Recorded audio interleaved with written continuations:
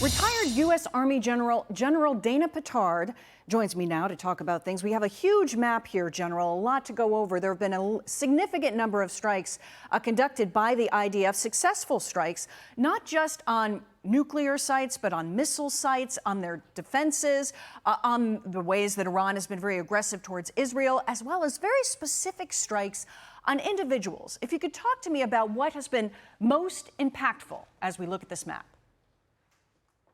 Well, good morning, Molly.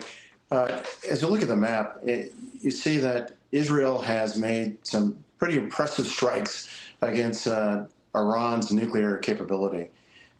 Israel has also achieved what we call air superiority, which means that they've sequestered the majority of Iranian air defense systems that can impact their aircraft, Israeli aircraft.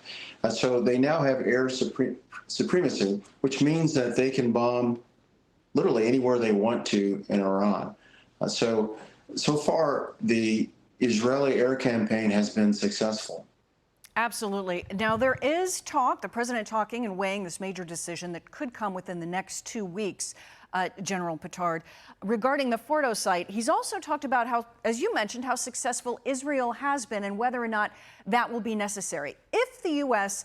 does join this militarily up front, in a very upfront manner, could there be repercussions? We have a significant number of assets all across the Middle East and more moving in. This is just one map that kind of shows the military presence broadly, but it's something that's being beefed up significantly.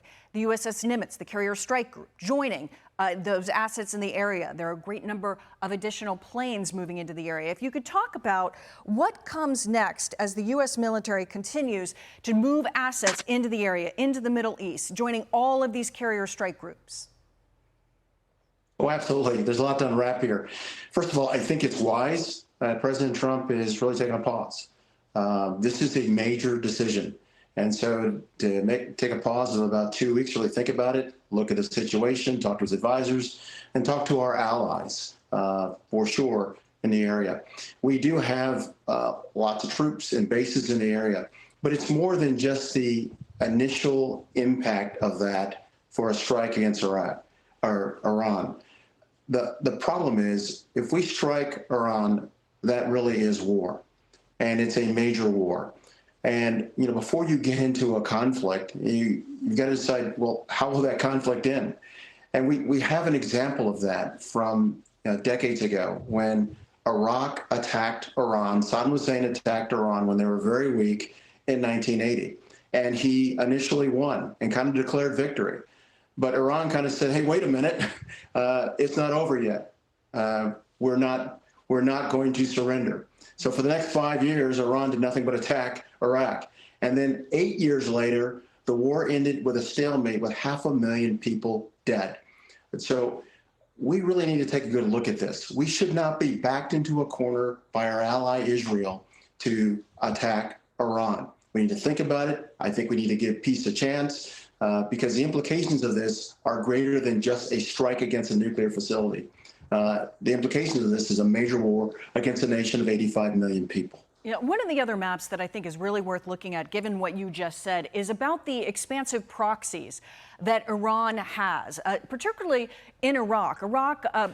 Particularly an area where the proxies could hit some of the more vulnerable military bases all across the Middle East. Talk to me where the greatest threat would come there in the Middle East for our troops if the U.S. does choose to strike.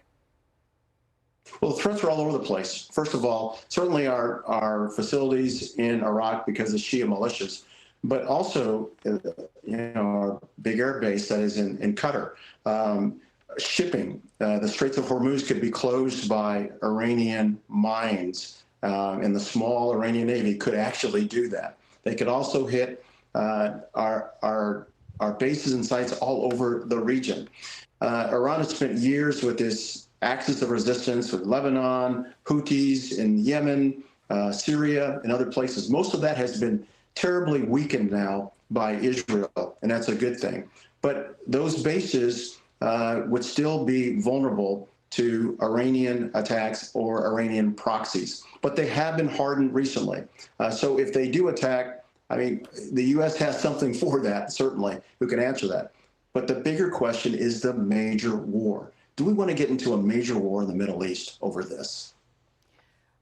General Pittard, thank you very much. As we look at this map, I think it's worth pointing out that there are these 5 carrier strike groups in the region, and we greatly appreciate your insights this morning. Thank you very much.